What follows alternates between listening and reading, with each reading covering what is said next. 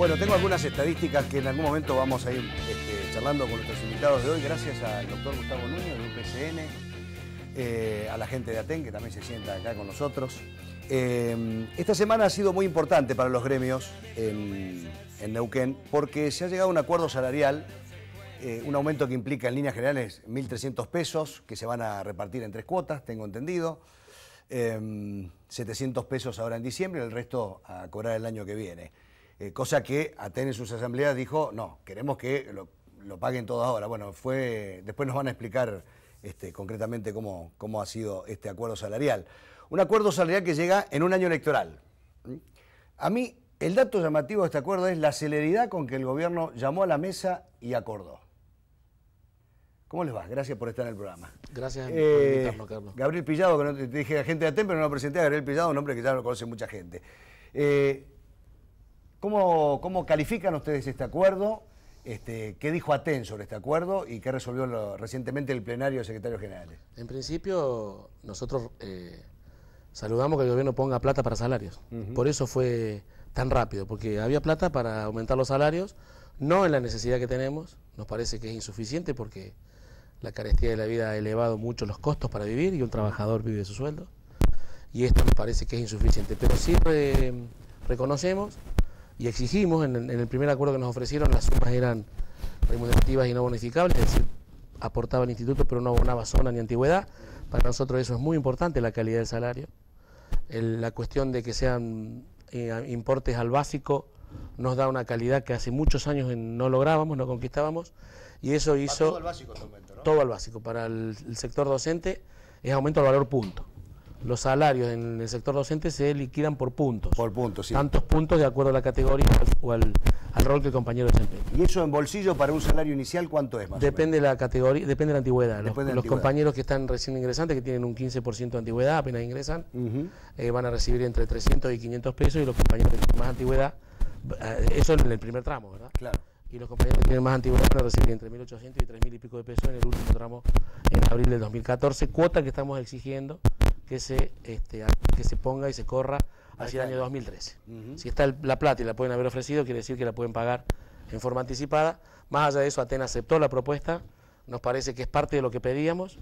El reclamo que hemos tenido siempre es que los aumentos sean al básico, porque hay una discusión muy fuerte con el instituto. El Instituto de Seguridad Social de Neuquén ha sido vaciado permanentemente, justamente porque los aumentos han sido en negro por distintos motivos.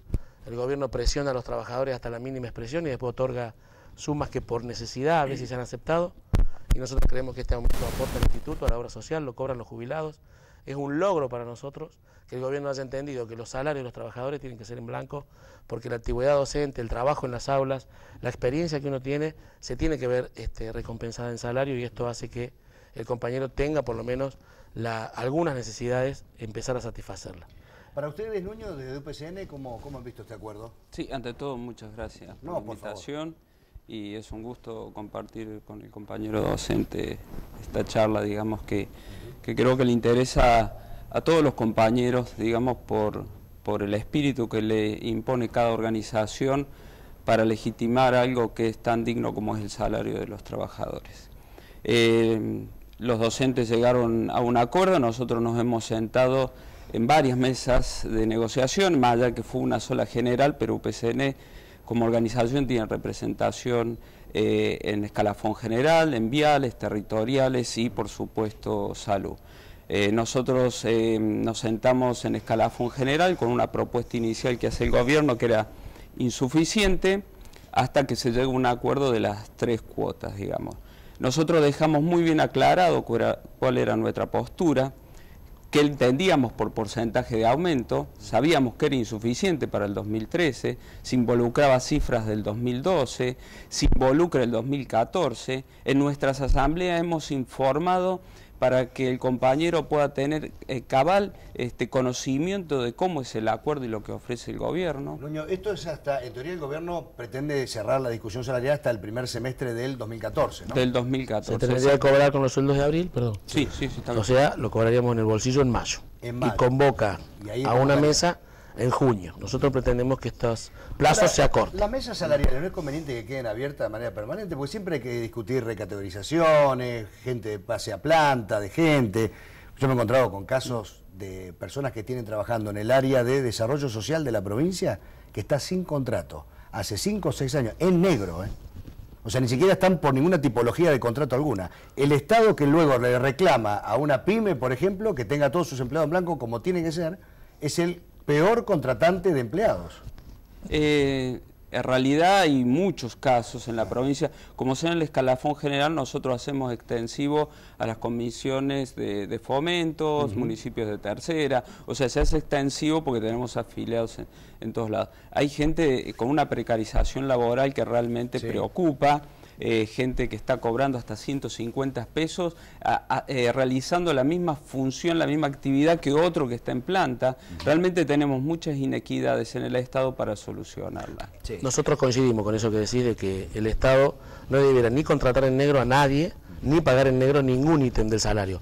Quedan muchos ítems en los salarios de las distintas reparticiones del Estado, donde se pagan sumas en negro, que lo que hace es desfinanciar la salud y la jubilación de los trabajadores. Gabriel, ¿esto quién lo ha permitido? Digo, ¿por qué se ha permitido que hayan sumas en negro? O sea, no debiera. No debiera. Primero, me parece que la primera responsabilidad es del patrón, de la patronal. Sí. Si el Estado como contralor de la empresa privada va a cualquier empresa privada a controlar que los trabajadores todos los aportes los reciban en el salario, que se hagan los aportes de la jubilación. Vos sabés que durante muchos años se les descontaban los aportes a los compañeros y no se hacían los aportes a las cajas. Hoy para jubilarte tiene que estar ratificando cada caja los aportes que ha recibido, por lo tanto esto ha sido un problema del propio Estado, del propio gobierno, tenga el signo político que tenga en cada provincia. En principio me parece que es el patrón. Y en segundo lugar, muchas veces la necesidad y el agotamiento de las fuerzas ha permitido que el gobierno imponga sus condiciones, porque la realidad de la movilización o de la medida de fuerza o lo que cada sector resolviera llevar adelante ha tenido cierto agotamiento, porque el trabajador no puede estar permanentemente de paro, de medida de fuerza en la calle, cortando rutas o adhiriendo a las acciones. Nosotros lo que queremos es trabajar. Hay un artículo en el Estatuto del Docente que dice que el salario docente, en el caso particular nuestro, se debiera indexar de acuerdo al costo de vida inflacionario determinado en la región. Bueno, hemos tenido un problema porque ¿cuál es la inflación? Nunca se cumplió. ¿Cuál es la inflación? Para que ahora inclusive se están no publican más la cifra de inflación. No publican cifra de inflación, se manipula el INDEC. Disculpa, Gustavo, que termino.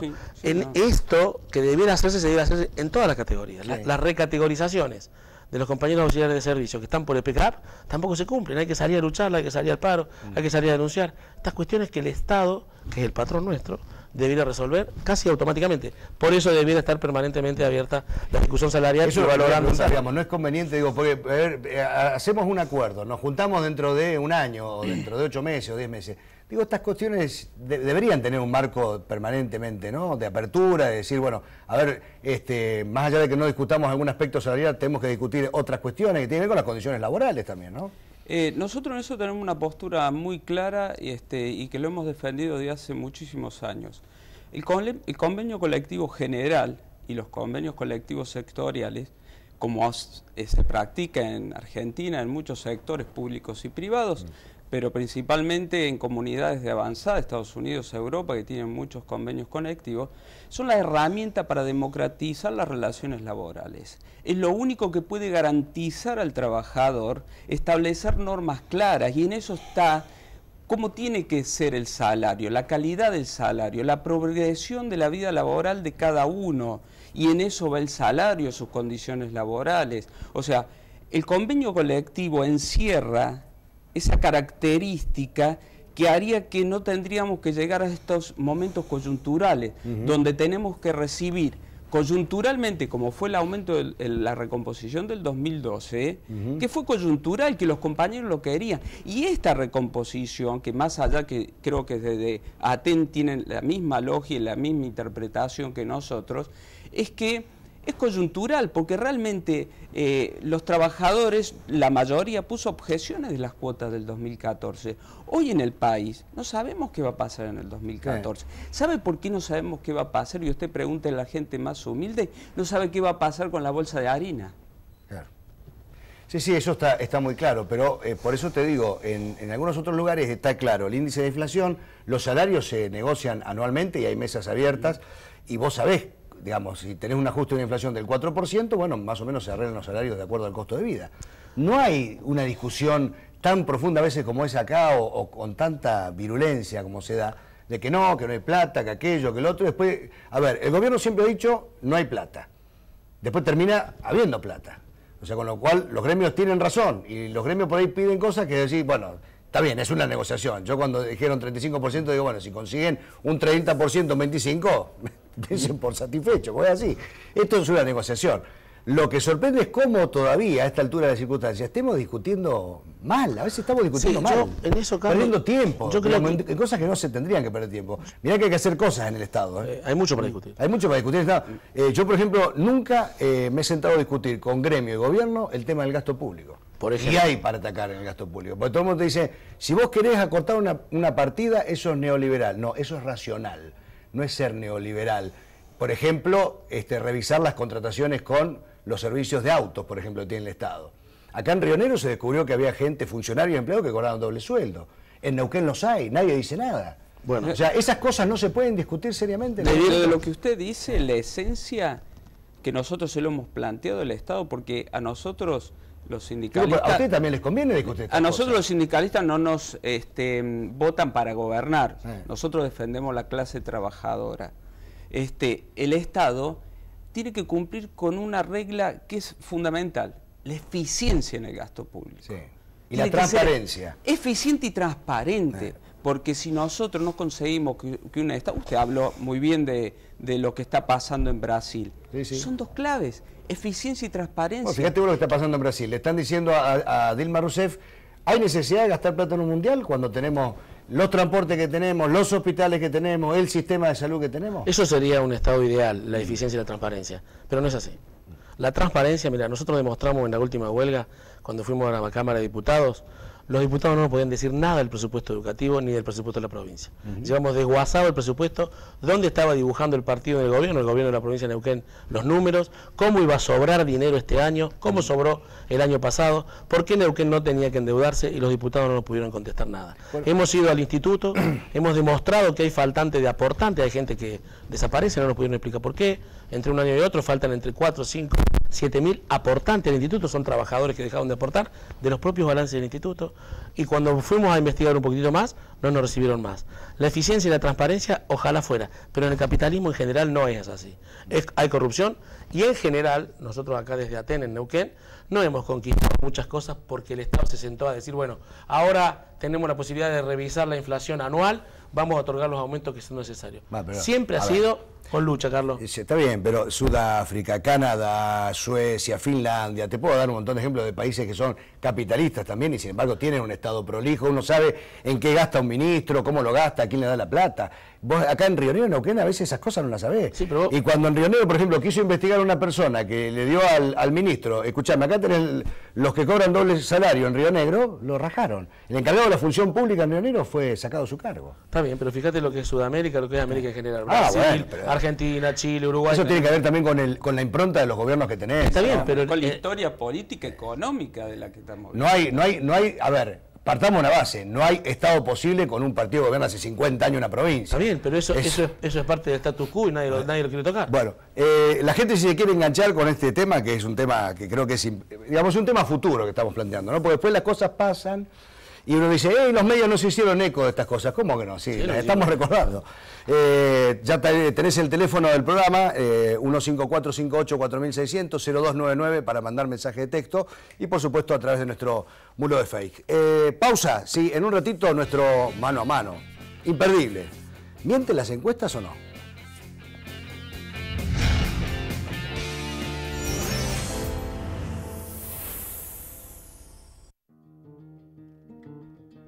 Llegó la hora.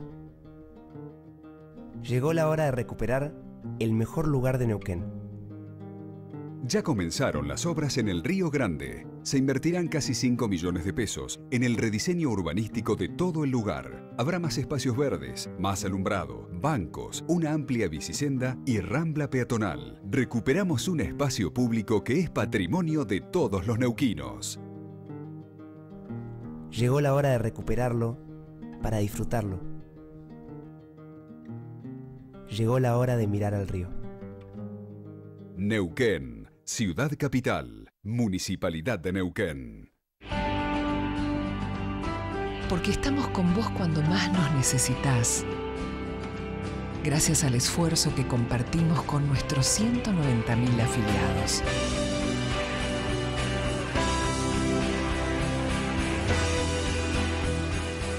Instituto de Seguridad Social del Neuquén. Contás con nosotros. Nosotros contamos con vos.